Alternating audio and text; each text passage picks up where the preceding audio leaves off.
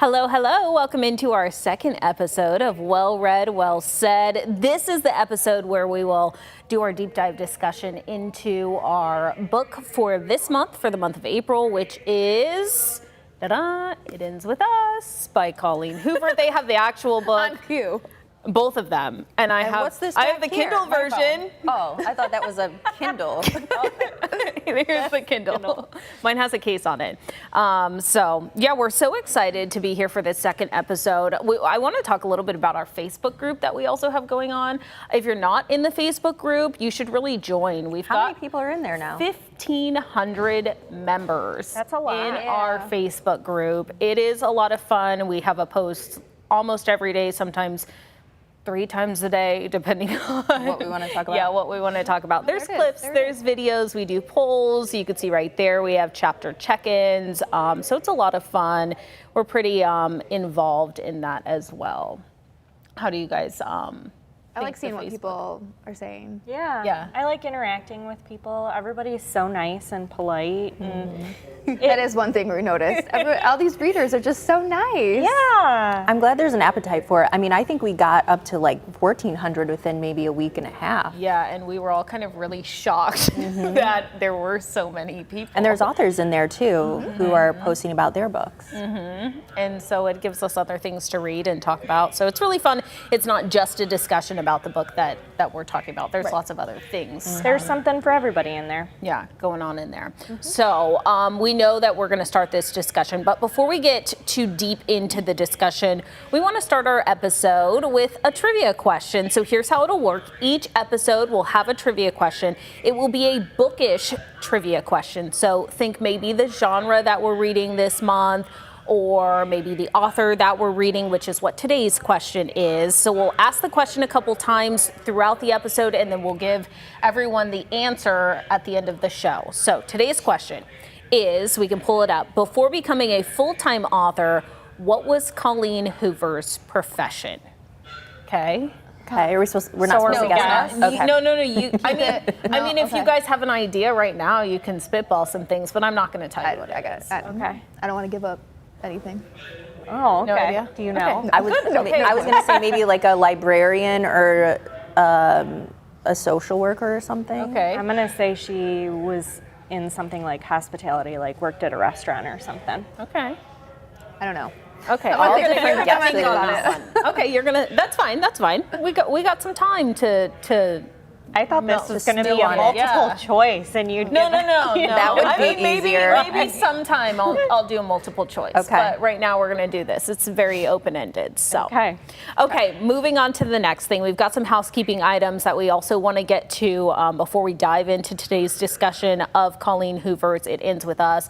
We want to give everyone a quick heads up about the episode. It will contain spoilers. So this is for anyone who has not read the book yet. We will be talking about the themes, the characters, the ending, basically everything. So if you don't want to be spoiled, if you haven't read the book, stop right now. Definitely pause. Come back to this after you grab your copy and you finish the book. It's definitely worth the read. We don't want to give anything away for someone who is maybe interested in reading the book. So for those of you who have read the book, you can continue on with us. If you don't care about the spoilers, you can also continue with us as well. So lots of things to unpack. We're excited to share all of our thoughts with all of you. So this is your official spoiler warning. We also wanted to let you know too, there's some discussion in here about domestic violence. So we have a warning, heavy sensitive topics, domestic abuse, toxic relationships, emotional trauma. So that might be difficult or triggering for people who maybe have experienced that or are sensitive to those topics. So we want you to take care of yourself. Feel free to skip this episode if you need to. And then watch when you're in a safe headspace because our well-being, your well-being is what matters the most. And we also recognize that this, as we mentioned, is a heavy story. So if you or someone you know is in this situation, there is help. If you're in the Toledo area, there's multiple domestic violence shelters like the YWCA, the Cocoon. You can also call the National Domestic Violence Hotline. That number is at the bottom of your screen right now, 1-800-799-SAFE, which is 7233. You can also text START, the word START, to 88788 or visit thehotline.org to chat online. So with that in mind, let's gently move into our discussion. And this next segment we're calling Naked Truths. And if you read the book, you would get that. Yes. Yeah, I was going to say, I came up with this. As I was reading the book, I felt like this is the part where we're going to kind of share just our all-out thoughts on this. So I feel like Naked Truths is pretty fitting for this because right at the very beginning of this book, we get Naked Truths, and that's kind of how the rest of the book goes. So a little play on words for everyone, so how we rated it. So let's start with just our overall thoughts of the book. Megan? I'm resident reader. Yep, this was my second time reading. And I actually listened to the audiobook instead of reading with my eyes. And I gave this book a 4-star rating. I think when I first read it, I gave it a 5 stars. But now that I've read a lot, my tastes have changed. I kind of lowered my rating just a little bit. It was still a good story. I think it shares a lot of good messages and lessons. And I still really enjoyed the characters. So overall, I enjoyed the book. Mm-hmm. Megan? Are we giving our rating? We're not giving our... No, don't give your rating yet. Okay. Don't give your rating yet. Megan already. I did. This is my third time reading it. Oh. Only because I read it like forever ago when it we all started reading Colleen Hoover here. This was like one of the ones we all read together. Yeah. And then when I found out the movie was coming out, I read it like right before I went and saw the movie. And then I read it again this past week for our thing here. I really like it. I think it's, for me, I cared so deeply for Lily. Like I wanted her to be okay that like, I just remember, I remember specifically like, the first time reading it, I was just so worried about her after like something happened and I'm like, oh, it's gonna happen again. And I was just so deeply worried that she wasn't gonna be okay. And then it kept happening and I was just like concerned for her, and I just wanted to keep reading to make sure she was going to make it and have her happy ending. Just like wanted her to be okay. And that never, even after my third time, like I knew what was coming, but I still was like anxious. Yeah, I was like anxious about it. I just remember just like being like, oh my god, I just hope she's going to be all right. I love that she was a really strong character and that she stopped the cycle of what had happened to her mother. And I think the way that she did it in announcing or in asking for the divorce right after she had her baby with Ryle was a really strong moment. And I think that Colleen Hoover did a great job of explaining and showing that this is not an easy decision. There's a lot of emotional trauma that goes into this abuse, and she felt very connected. And the guilt that a mother feels about separating the family, I thought was great. I don't think it should win any literary awards. No. The writing isn't, way up there. Like to your point, there's a lot of other really great books out there. But I think just based on things I've seen online, and I hope that it's helped people, Have that courage to either stop it or talk to somebody about it or... One of the things though that I was thinking, we've talked about this a lot, and I don't know how I feel about it, but I think that and this is maybe a thing about romance books, or maybe it goes into the fantasy of it, but I feel like sometimes when I'm reading a Colleen Hoover book, I get like upset at like my husband, because I'm like, why isn't he Atlas? Why isn't he coming over to just give me a hug in the middle of the day? Or why isn't he saving the writings of years ago? Right. Or carving you a heart out of wood, cooking me a homemade meal and bringing it to dinner. Perfect. So it's very unrealistic. I mean, raise your hand if you've ever had a boyfriend or a man do any of these things. So it definitely, listen, I think a lot of men benefit from women reading these books. But I wonder if a woman just turns to her husband and says, "You've never done this for me. Where is my gourmet meal?" Just drop walked off to the workplace for me I wake and up my and friends. smell toast for you. Thank you. Yeah. I kind of felt the same. This is my second time reading it. I listened through part of it. I definitely like reading it better than listening to it. I just feel like I miss some things when I listen to it. But I still kind of feel the same, if not better, about the book reading it the second time. The first time I kind of feel like I sped through it because it was really at the beginning of my reading journey.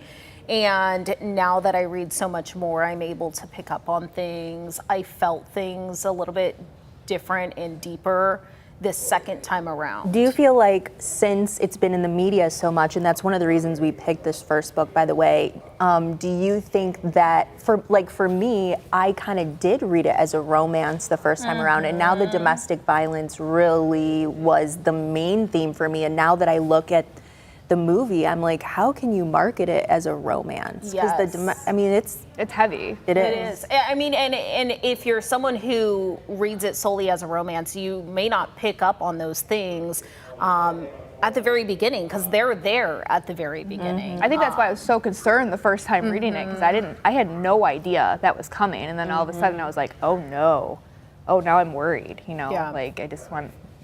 You're anxious about like what's going to happen. Okay, so let's go into how we rated the book and why we gave it that rating. So we have Megan at 4. Alexis. 5 for me. Yeah. 3. Mel, and I gave it 5 as well, solely just because I really loved it the first time, and I think I kept it at 5 because I loved it just as much the second I time. think that's where I'm at. I mean, even 3 times in, still like it. Would read it again.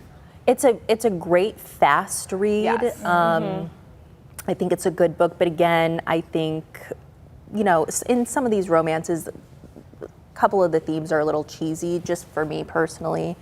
So yeah, that's why I give it a 3. But it is a good book that you can take 2 days to read. And then after this, I went and read the sequel. I don't know if you guys know there's a sequel. Yeah. It Starts With Us, and I read that in, 8 hours. So they're very they're quick. devourable books, these Colleen Hoover books, if that's what you're into. How long did it take you It Ends With Us? for both of them? Well, I kind of picked this one up because it's the second time around and I did know what was going to happen. I kind of picked it up and put it down and picked it up.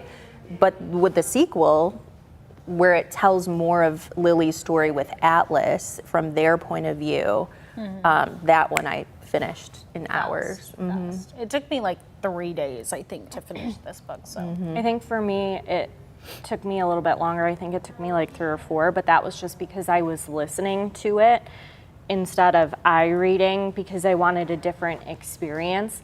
And so I wasn't, and because I had read it before, I wasn't like, oh my gosh, I need to know what happens because I knew what was coming. Right. So I think it was a little bit easier Exactly. to read and get through it because I knew, okay, I know what happens, I know what's coming next, and I could prepare myself for some of the different things that happened.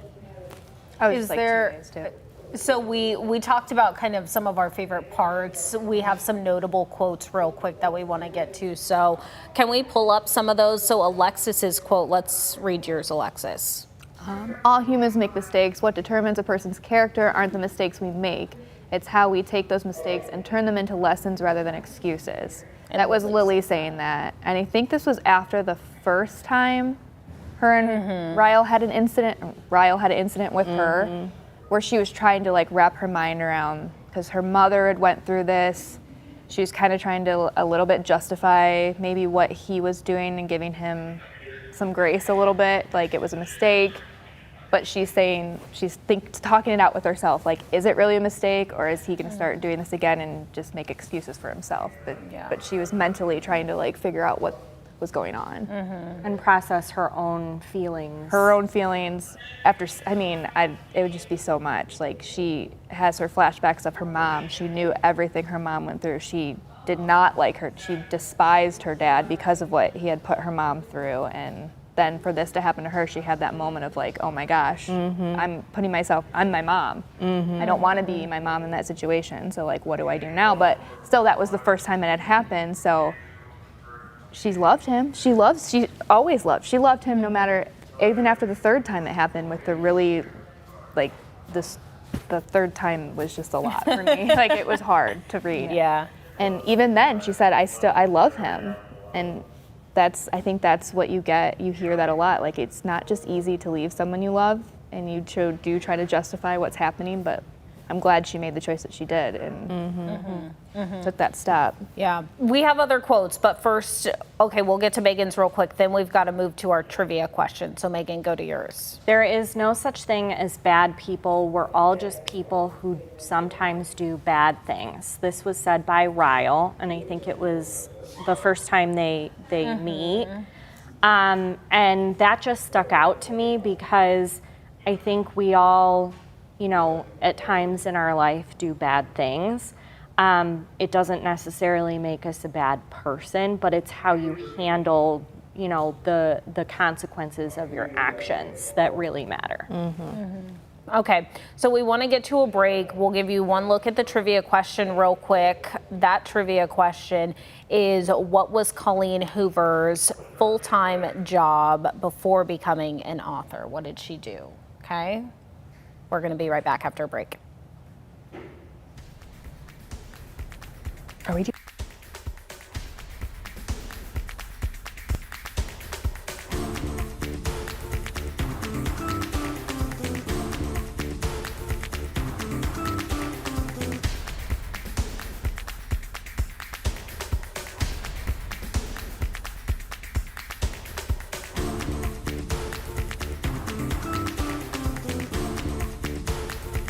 Okay, welcome back in. Thanks so much for being here with us on Well Read, Well Said on WTOL 11+. Now let's get into the nitty gritty. The first, I feel like the most important to talk about is the characters and kind of their growth. The three I feel like we should really just look at is Lily, Atlas, and Ryle. So let's talk about Lily real quick. She is a floral designer. She's an abuse survivor, and she's torn between love and kind of breaking this cycle of abuse. So what are our thoughts on Lily? Did we like her as a character? How could you not? Yeah, she's so sweet. She took care of Atlas when he was homeless, living in this dilapidated house in the backyard. She, I think, had compassion for her mother when she was a teenager and she was going through the domestic abuse. I think you love that she always held this place for Atlas. She never looked down on him. She missed him. Why didn't he come back for me? And then I think she was a strong business owner, very young in the book. And she fell in love with Ryle, and I like, again, how the character was realistic in the way that you can see her struggling to give that grace. You imagine that she just loves this person, and if he only didn't do this one thing, which again, apparently he did because he had a very tragic situation in his own life with his young brother. That was the excuse that was given. But I just think she just has a lot of empathy for other people, and sometimes that came at a cost to herself. But yeah, she's a very lovable character. And I think you're able to see her growth throughout the book as well. And I think the first person narrative really helps with that, especially giving the backstory through the letters with Ellen. But you can see all of those like wonderful parts of her through, when Atlas, I guess again, I'm going into the sequel, but when other people talk about Lily, it's always very positive, caring, warm. Thoughts for you guys? I really liked Lily. I think because she witnessed a lot of things with her mom and her dad and the abuse her mom suffered, I think she handled that in a fairly decent way. And her, letters to Ellen DeGeneres, her mantra of just keep swimming, I think she kept a very positive attitude through all of that. And I think it was a real kind of wake-up call, her falling for Ryle and going through a very similar situation to what her mom went through, and coming to the realization that something needs to change, or we're just going to keep going around in circles. I need to do something. I loved her. She's great. I think what she said with her relationship with Ryle, it made her really understand her mom more. And they had a moment later in the book where because her mom never really talked about what happened. They just kind of like brushed it under the rug, and like when her dad died, like they still never really talked about it. But they did have that moment, I think, when they're getting her nursery ready, the baby's nursery ready, where she finally was like, why did you stay for so long? And she was just like, it was just easier to stay. It'd just be too hard to leave. But then she had this moment with Lily where she was like, don't do that to yourself. Like, I don't want that for you. That's not the kind of love you deserve. And then I think that was like her catalyst of like, no, I'm making the right decision. I respect my mom, and I know it was hard for her, but I'm going to make the right decision for my daughter who is coming. I also think that her mom made a good point in that conversation where she says, if Ryle really loves you, he wouldn't want you to come back to him. Yeah. And I thought that was important. I think that moves to kind of my next question. Does he really love her? Like, does Ryle really love her? I think or really is it like the love of the idea of her? No, I think he really does love her, but he just can't control himself. And I think well, I will say this. I don't think he ever went to any sort of intense therapy or anything in the book. Clearly. He could have done more. Yeah. And I think that, I don't know if it's because he's a neurosurgeon or whatever, I think that he was unwilling to look inside of himself any deeper than using the excuse of this is what happened when I was a kid. But I do think that he really cared for her and really loved her. I just don't think it was going to be enough to do what he needed to do. And I think one of the things that frustrated me, specifically when things all kind of came crashing down, is they had their biggest fight, and then he flies off, and he's gone. And it's like, okay, how did you help yourself? And he comes back, and Lily blows up on him, and she's like, I deserve an apology. Right. And he's like, you don't know how sorry I am. And it's like, okay, how many times can you say sorry? Right. Before you just change the behavior. Yeah. Right. I also wonder if he was like, he'd seen his sister get married and have a child and thought, I'm a neurosurgeon, this, a wife, kid, happy family, that's what you're supposed to have. So he tried to make it work, but I don't think they were a great fit for each other. And I don't think it, obviously it didn't work between them. But I also think he was maybe a little obsessed with the idea of Lily and would get very jealous, with the magnet, with Atlas at the restaurant, The magazine. Yeah. The phone number in the back of the phone. Do we think that it kind of shows what an abusive relationship looks like in real life? Like the possibilities of what happens in this book? I think probably to a point, but I think also they are very well off. They have this sister who's her best friend, and his sister, and this lovable Marshall guy, and Who's a millionaire. who's multimillionaire. So I think we all have a lot more real aspects to our life. I'm sure most of the people who are living with domestic violence would say they have a lot more challenges going on that were at least highlighted and pointed out. I think coming to the decision and trying to determine what to do and how to end the cycle, for me, seems realistic.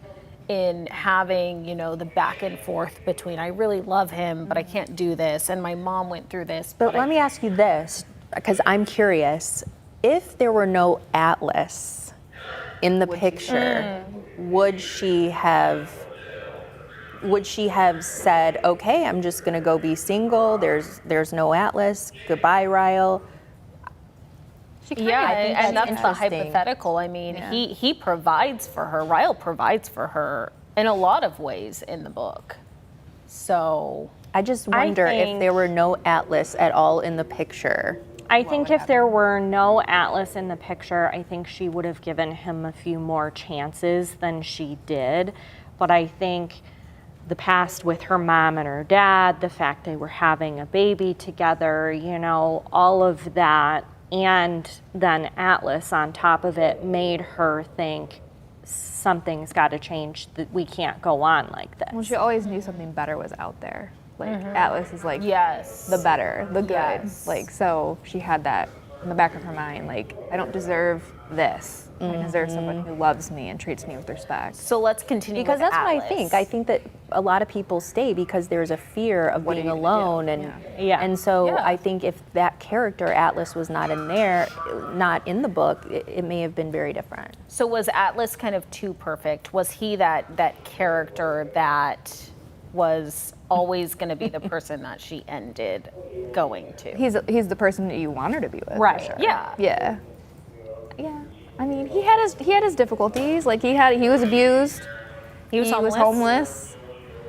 But then after that, I mean, we don't turned know. his life You around. hear it for all him, through her perspective Yeah. in these letters from Ellen in the backstory, and then all of a sudden he shows up, and Lily's like, "If only you would have come to me a year ago. If only you wouldn't have said there was a Cassie, or I don't know. I mean, he's pretty close to perfect. I mean, really. And I did read the sequel. I hope you guys are reading the sequel Yeah, too, because it's do. a lot more about him. But I mean, he really doesn't have a misstep other than he kind of just left her alone for a few years. Yeah. I But mean, he actually did go back and saw her happy and was like, okay, she's happy. I'm gonna leave again. Right. That's true. He had a book signed from Ellen that he just kept in case. He loved her, man. I don't. She was his person. You gotta believe in love. Oh God. kind of too perfect.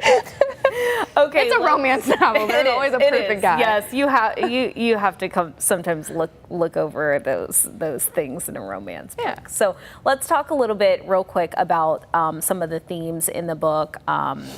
Trauma and abuse and love and relationships. We know the whole title of this book, It Ends With Us, is breaking that cycle. So how do we feel about how it ends and how she effectively does break that cycle?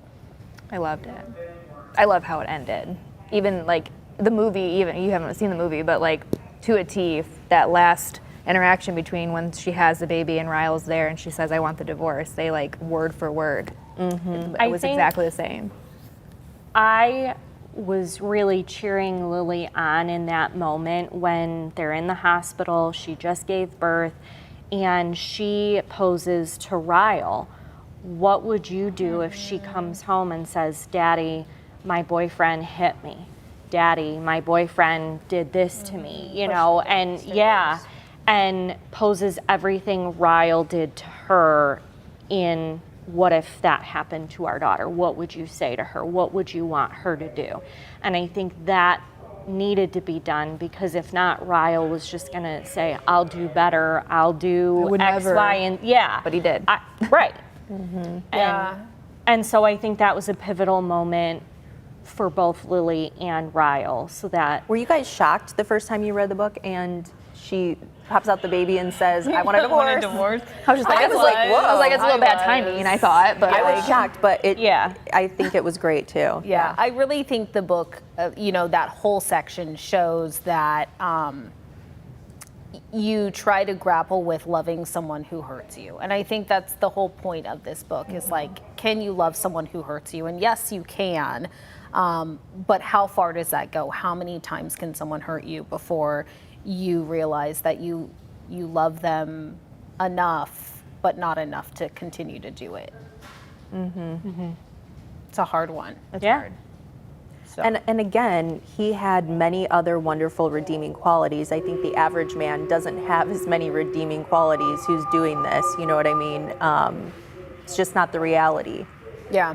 Let's talk a little bit about the book and the movie. Okay. Really quickly, because then we've got to go to a break. But I watched the movie last night, and the first time I watched the movie, I hadn't read the book concurrently, so it had been a while since I had read the book and watched the movie. So I thought, oh, that movie was so good. After watching it last night, After rereading, have changed, and I am really frustrated. But you're not wrong. If you hadn't like read the book and knew all Yeah. about it and saw the movie, you're like, oh, it's a nice Yeah. rom-com with some heavy stuff. 'Cause it's not just a you can't call it. It's hard to call it a rom-com because it's heavy. Yeah. But if not knowing what happened in the book, you'd be like, oh, I liked that. It was nice. But if you've read the book, you're like, whoa, they changed this. So were they betting changed on this. all these people not having read the book when I they don't said know. when Blake Lively said wear your florals and grab your girlfriends and come see it? I don't know how the way it was promoted is just so icky. And Yeah. yeah. I mean, there's a lot of things that were changed in the book too that I The think book are. was so much better than the movie. Oh, in for my sure. opinion. But yeah.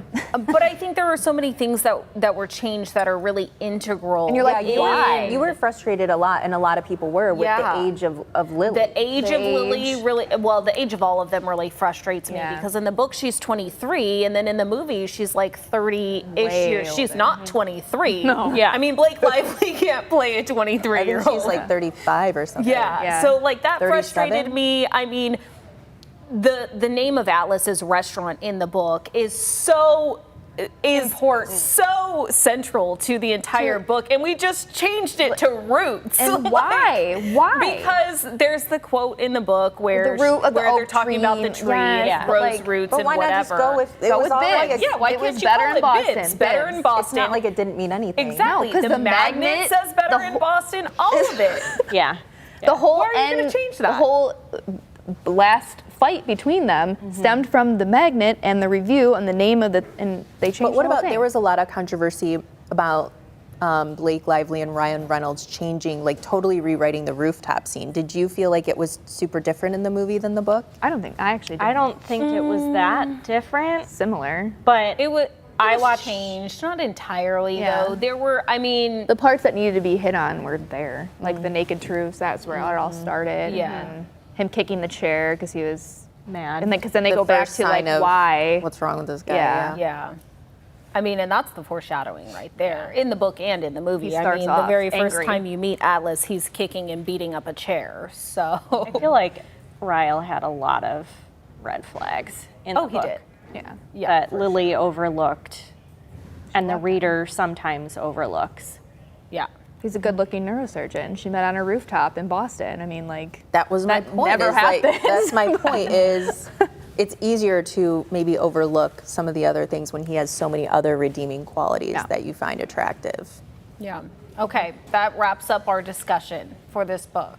We have a lot more that we can do. But I'm I feel excited like, to find out what's next. Yeah. I feel like there is a lot I need to more we branch gotta out, get so. to. Okay, so trivia question real quick. When we come back from the break, we're going to have the answer. So before becoming a full-time author, what was Colleen Hoover's profession? Okay?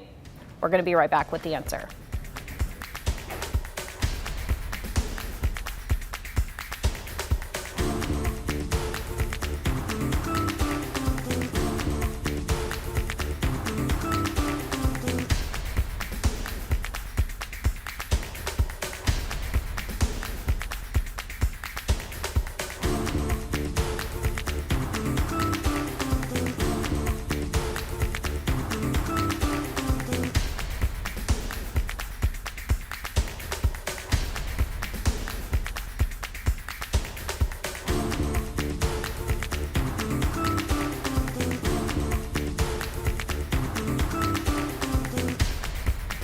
Okay, so we've got our trivia question. Before becoming a full-time author, what was Colleen Hoover's who said that? profession? The Melissa answer was did. a social worker. I was gonna say lawyer, so I was off. I never would have known that unless I looked that up. So I learned something about Colleen Hoover today. Yeah.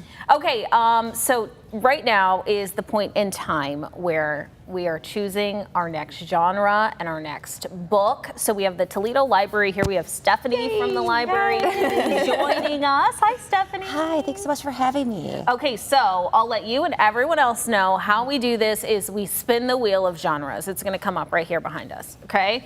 So we're gonna have our director, Tim, spin it for us, and this will choose our next genre.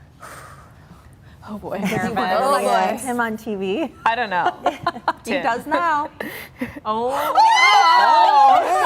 is exciting. That's This is Mel's wheelhouse here. All right. Yay. Mel is a big true crime reader. All right, well, I've got 3 options for you guys to pick from. Okay. These came from librarians at the school library, so they're vetted.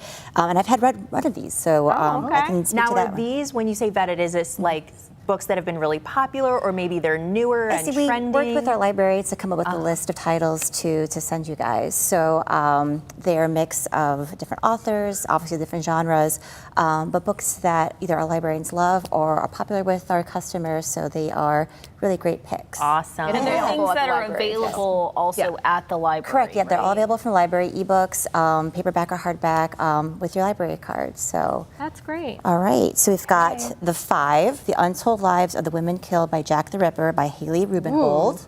That book examines the lives of the 5 women believed to have been murdered by Jack the Ripper. Oh.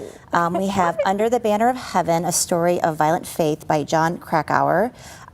This was a miniseries a few years ago as well, but it takes a look at the 1984 double murder by 2 brothers who subscribed to a fundamentalist version of Mormonism.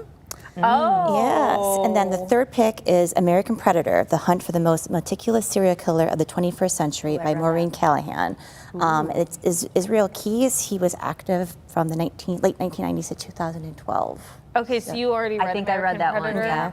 Okay, so we got to take that one out. We can read something new. Next, right there. We're lucky I didn't read all 3. Okay, so The Five or Under the Banner of Heaven. Are we gonna? Do we want to spin it and see what it lands on? is he doing this so Here we fast? go. He know, just my snatched magic. them out. All right. Please do the 5. I know, Please I be want the 5. Please be the 5. No. Respin it. I want the 5. All right. No Under the Banner respins. of Tim told me Heaven. no respins. Okay, Under the Banner. What is this one about? This is about this the was, fundamental Mormons, right? Yes, so a double murder in 1984 by 2 brothers who subscribed to like a fundamentalist version of Mormonism. It was a miniseries. I believe Andrew Garfield might have been in the miniseries. So we can do the comparison. Yeah, You can watch yeah. it. Okay. I like it. I'm pretty This interested. is the point, is that you got to get out of your comfort zone. Oh, it's not small town Something romance. new. Yes, I that's my would. Well, I would have Yes. 5. That one sounded really interesting. Well, you can read that too. I might. Yeah, I can read that too for sure. You can read that one too. Okay. Absolutely. So now you know what the book is. We'll post it. We'll put it in our Facebook group as well, under the banner right there, under the banner of heaven, actually. So I think you guys you're going to be pleasantly surprised. I think you're going to like it.